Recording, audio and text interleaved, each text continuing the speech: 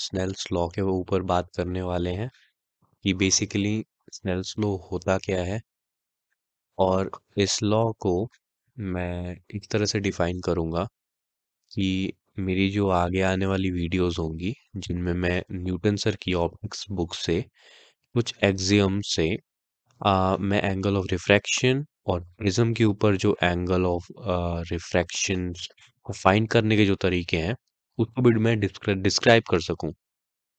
सो आज इंट्रोडक्शन होगा Snell's law के जरिए। ये स्नेल्स लॉ होता क्या है। तो सबसे पहले तो अगर मैं न्यूटन सर की बुक से ही एग्जाम्पल लूं, उन्होंने स्नेल्स लॉ को कैसे मतलब बताया था। तो सबसे पहले तो एक उन्होंने स्टेगनेंट वाटर का एग्जाम्पल बोला था। अब स्टेगनेंट वाटर मैंने क्यों लिया है या फिर न्यूटन सर ने क्यों लिया है इसके बारे में भी बताऊंगा। अब एक वाटर सरफेस लेने के बाद हमें इमेजिन करना है कि हम एक एंगल लाइट को यहाँ पर इंसिडेंस करें और उसी सेम एंगल से या पहले हम हाइट डिफाइन कर, सॉरी ये तो वायर लाइट है। उसके बाद हम एक यहाँ से एक स्ट्रेट लाइन ड्रॉ करें। ये स्ट्रेट लाइन हमारा काम करेंगी साइन के एंगल्स को डिफाइन करने में। मैं बताऊंगा इसके बारे में। उसके बाद एक यहाँ पर रिफ्लेक्टेड रे ड्रॉ करेंगे। सब इन दोनों के बीच हमारी होती है नॉर्मल, जो कि वाटर सरफेस से बिल्कुल परपेंडिकुलर होगी। ओके। अब ये जो हमारे पास इस तरफ वाली जो एंगल होगा ये वाला, ये हमारे पास होगा एंगल ऑफ इंसिडेंस जिसका हमारे को काम भी है। सो इसको मैं लिख लूंगा। ये होगी हमारे पास एंगल ऑफ इंसिडेंस। अब ये होगी हमारे पास एंगल ऑफ रिफ्लेक्शन जो कि एंगल ऑफ इंसिडेंस के इक्वल होती है। बट मैं अभी इस चीज को नहीं लिखूंगा क्योंकि मेरे को जरूरत है रिफ्रैक्टेड रे की। रिफ्रैक्टेड रे क्या होती है तो उसको भी बना लेते हैं पहले। उसके पहले तो ऐसे हमने ड्रॉ किया। ये उसके बाद एक येलो लाइट और। अब रिफ्रैक्टेड रे क्या होती है ना, जैसे ही कोई लाइट जो होती है वो वाटर सरफेस या किसी भी ऐसे सरफेस जैसे ग्लास का भी सरफेस होता है ना उससे टकराती है तो वो उसके परपेंडिकुलर की तरफ झुकती है। परपेंडिकुलर यानी इस तरफ। ठीक है। जैसे अगर हम देखें तो जैसे ये इंसिडेंट रे है और ये रिफ्लेक्टेड रे, दोनों के बीच का एंगल तो सेम रहता है ना। यानी कोई भी इतना ज्यादा झुका है मतलब दोनों सेम एंगल पे है। ठीक है। जितना ये नॉर्मल से दूर है उतना ही ये भी नॉर्मल से दूर है। पर रिफ्रैक्टेड के केस में अलग होता है। जितना मतलब इसके बीच में एंगल है नॉर्मल और इंसिडेंटल रे के, उससे कम ही एंगल रिफ्रैक्टेड रे और नॉर्मल के बीच पड़ता है। और इसको फाइंड करने का जो तरीका है वो न्यूटन सर की ऑप्टिक बुक में दिया हुआ है, जो कि मैं बताने वाला हूँ। उससे पहले स्नेल्स लॉ क्या होता है मैं वही पहले डिस्कस कर लेते हैं। जैसे कि ये रिफ्रैक्टेड रे है। ठीक है। अब मैं क्या करता हूँ कि यहाँ से एक परपेंडिकुलर में ड्रॉ करता हूँ। ठीक है। और ये जो परपेंडिकुलर होगा यहाँ से लेकर यहाँ तक का, लेट्स से मैं इसको नाम दे देता हूँ, इसको सी और इसको मैं देता हूँ पी। तो ये जो सी पी होगा वो हमारे सी, इसको मैं नाम देता हूँ O, A and this is B. सो मैं इसमें क्या कर रहा हूँ कि मैं डिफाइन कर रहा हूँ कि O C is equal to O P. O C is equal to O P. ठीक है। O C is equal to O P, ताकि ये और ये तो इक्वल रहेंगे ना। उसके बाद हम लोग साइन को डिफाइन करना आसानी हो जाएगी। कैसे? आप पहले तो मैं ऐसा कर देता हूँ कि हाँ ठीक है, यहाँ से अब इस मैं क्या करता हूँ उसके बाद ये इस पॉइंट से आ, कम इस पॉइंट से मैं इसके पैरेलल ये जो नॉर्मल है इसके पैरेलल एक लाइन स्ट्रेच करूंगा जो कि मेरी जाके जुड़ेगी एकदम पैरेलली ऑन दिस पॉइंट। ठीक है, थोड़ा सा स्ट्रेच और ये, और इसको मैं नाम दे देता हूँ जैसे जेड। ठीक है, इसको मैं वाई, इस पॉइंट से।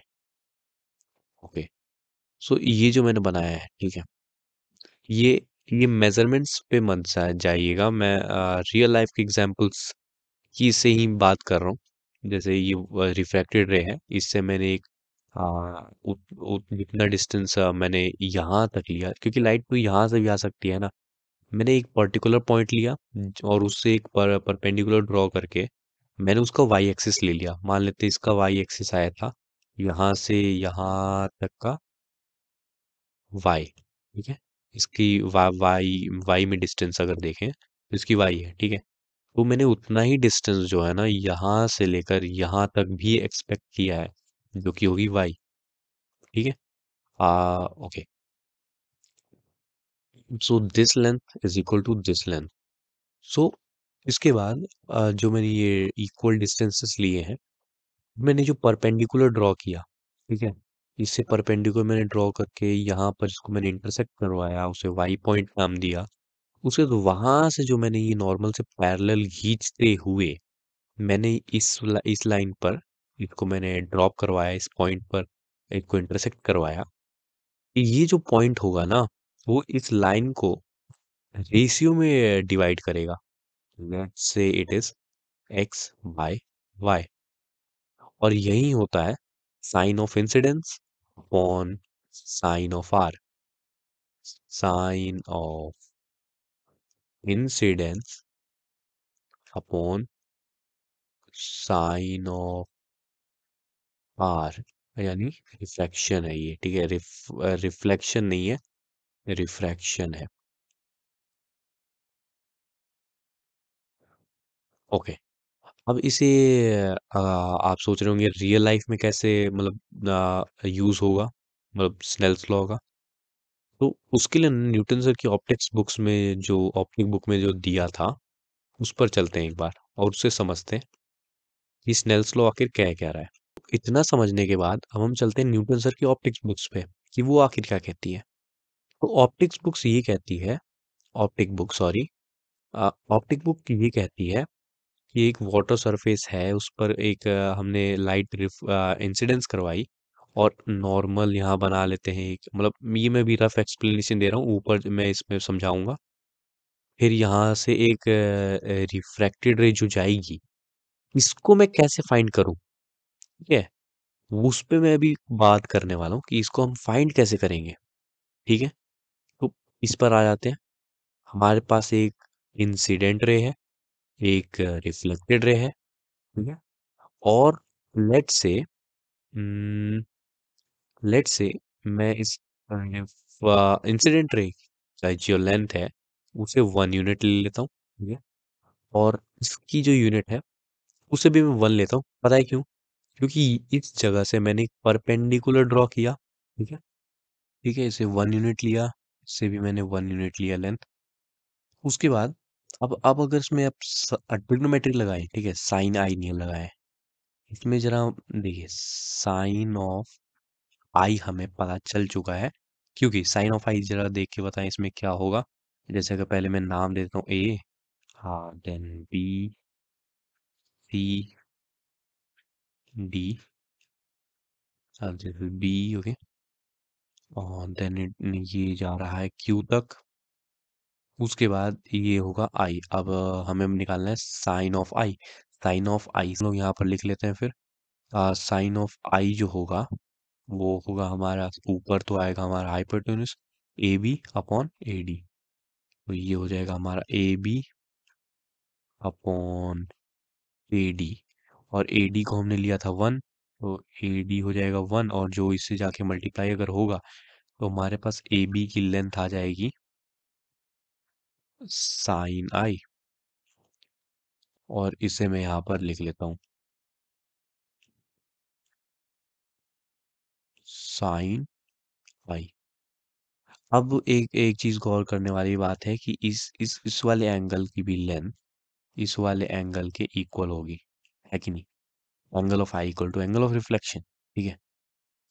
अब इसकी हमें हाइपोटेन्यूज दी हुई है, तो ये भी तो एंगल साइन ऑफ आर की इक्वल होगी, लेकिन ये वन है, ये वन है, फिर नहीं, ये वाली साइड हमारे पास कॉमन है, ये एंगल हमारे पास सेम है, तो ये दोनों ट्राइंगल सेम हो जाएंगे, सॉरी कॉन्ग्रुएंट हो जाएंगे, है ना। तो उससे मैं ये कह सकता हूँ कि ये वाला जो साइड होगा ये भी साइन नहीं होगा। या फिर अगर आपको कॉन्ग्रुएंट नहीं भी करना है, तो जो हमने मेथड यहाँ अप्लाई किया था साइन ऑफ आई निकालने का, वैसे हम लोग साइन ऑफ रिफ्लेक्शन भी निकाल सकते हैं, जिसमें नीचे यहाँ पर हमारे वन आ जाएगा क्योंकि ये वन है, और ऊपर बी सी आ जाएगा, और ये हो जाएगा बी सी, ठीक है। This is B C, okay. अब बी सी आएगा हमारे पास साइन आर के इक्वल, ठीक है। अब इसको मैं साइन ऑफ, या रिफ्लेक्शन इसे बोलेंगे, ठीक है, रिफ्रैक्शन नहीं बोलेंगे, रिफ्लेक्शन है, कंफ्यूज ना। ओके, रिफ्लेक्शन, इसको साइन ऑफ रिफ्लेक्शन बोलेंगे।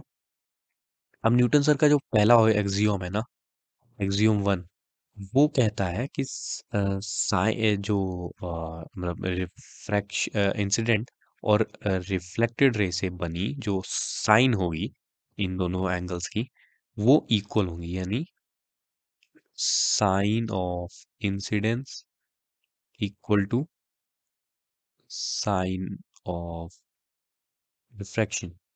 एक मेथड तो मैंने बताया था, दोनों को कॉन्ग्रुएंट करके भी देख सकते हैं ना। और दूसरा हमारे पास रेशियोज होता ही है, रेशियोज भी निकाल सकते हैं, जैसे इसका निकाला था वैसे इसका भी, दोनों में सिमिलैरिटीज भी हैं जैसे, ठीक है। और sine of I equal to sine of R, तो इसको मैं साइन ऑफ आई अगर मैं लिख दूं तो कोई प्रॉब्लम नहीं होगी, ठीक है। अब उसके बाद हमें क्या करना है ना, कि जैसे कुछ मैंने मैंने जैसे अभी लेते हैं रेड लाइट का, रेड लाइट का जो sine I upon sine R होता है, वो होता है 3/4, और येलो लाइट का होता है, येलो लाइट का येलो लाइट 5/6, ठीक है।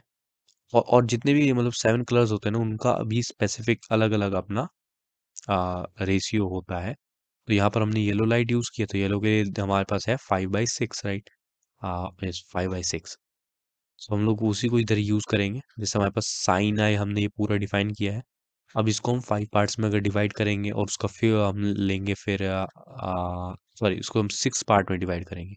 So if this is 1, 2, 3, 4, 5, 1, 2, 3, 4, 5, 6, okay. इसका हमें यहाँ पर फिफ्थ पार्ट जो है, इस पर गौर करना है। यहाँ से हम लोग एक लाइन ड्रॉ करेंगे, लाइक दिस, ओके। इसकी मदद से हम लोग जो है वो फाइंड करेंगे एंगल, सॉरी, रिफ्रैक्टेड रे, ओके, यहाँ पर जो बनेगी। अब इसके बाद हमें क्या करना है ना, ये हमने किया, इसको पहले हम डिफाइन कर देते हैं, नेम हम दे देते हैं इसका टी, ठीक है। इसके बाद हमें इसका एक पैरेलल रे इसकी ड्रॉ करनी पड़ेगी, यहाँ से हम एकदम सीधी लाइन ड्रॉ करेंगे जो कि इसके पैरेलल होगी, तो उसको हम यहाँ पर ड्रॉ कर देते हैं, ठीक है। अब न्यूटन सर ने क्या बोला था ना, कि इतना करने के बाद हमें ये जो सेंटर होगा ना, जो कि डी है इधर, इससे एक सर्कल ड्रॉ करना है, जिसके रेडियस होंगे ए और सी, ठीक है। ए और सी से हमें मान लेते हैं, हम एक सर्कल ड्रॉ करते करते जा रहे हैं, और यहाँ तक पहुंच के फिर थोड़ा सा ऐसे, ड्राइंग वैसे अच्छी नहीं बन रही है, पर ठीक है, मेजरमेंट्स के साथ हम नहीं कर रहे, और मान लेते हैं कुछ सर्कल ऐसे ऐसे बनते बनते जा रही, ठीक है। ये जो पॉइंट नीचे मीट करेगा ना, यहाँ से लेकर यहाँ तक हमें एक लाइन ड्रॉ करनी है, और वही होगी हमारी रिफ्रैक्टेड रे, लाइक दिस, ठीक है। ये होगी हमारी रिफ्रैक्टेड रे। अब मैं वापस आपको एक्सप्लेन कर देता हूँ हमने किया क्या। सबसे पहले हमारे पास एक इंसिडेंट रे आई, उससे रिफ्लेक्ट होकर एक रे गई, उससे हमने जो ये परपेंडिकुलर ज्वाइन किए, इन दोनों को हमने इक्वल प्रूफ किया। इक्वल प्रूफ करने से ऊपर वाले साइन आई और साइन आई हो जाएगा। यहाँ पर वन हमने लिया है, आप कुछ भी ले सकते हैं वैसे, साइन आई लेकिन रहेगा, ये दोनों इक्वल रहेंगे तो साइन आई साइन आई। अब sine of incidence upon sine of refraction को हम लोग एक रेशियो में लेते हैं, जो कि रेड के लिए 3/4 होता है, येलो के लिए 5/6 होता है। हमने इधर येलो के लिए यूज़ किया है, तो इसको हमने 6 पार्ट्स में डिवाइड करके इसका फिफ्थ पार्ट जो है लिया, और उससे हमने ये लाइन ड्रॉ करी। या फिर अगर लाइन नहीं भी ड्रॉ करते तो उस पॉइंट से हमने एक ना परपेंडिकुलर ड्रॉ करनी है, जो कि इसके पैरेलल जाएगी, तो पैरेलल को हमें स्ट्रेच करना है। फिर हमें ये ए जो कि इंसिडेंट रे है, ए डी, और जो रिफ्लेक्टेड रे है, डी सी, इस इन दोनों को हमें रेडियस मानते हुए और डी को सेंटर मानते हुए एक सर्कल ड्रॉ किया, जो कि नीचे तक गया और पूरा राउंड भी जाएगा। और नीचे यहाँ पर हमें मीट करवाया, ठीक है, इस पॉइंट पर, जिस पॉइंट पे मतलब मीट हुआ ये वाली लाइन, और इस सर्कल के जिस सरकमफेरेंस पे मीट कर रही है उस पॉइंट से एक लाइन हमने यहाँ से कनेक्ट की, डी से लेकर इधर तक। इसको मैं नाम दे देता हूँ एम, ठीक है, डी और एम, ठीक है, इसको हमने कनेक्ट करवाया, तो यही होगा हमारा रिफ्लेक्टेड रे, ठीक है। So this was the use of Snell's law in finding the refracted ray, और ये है हमारे पास एंगल ऑफ रिफ्रैक्शन। थैंक यही था न्यूटन सर का एग्जिम। So thank you.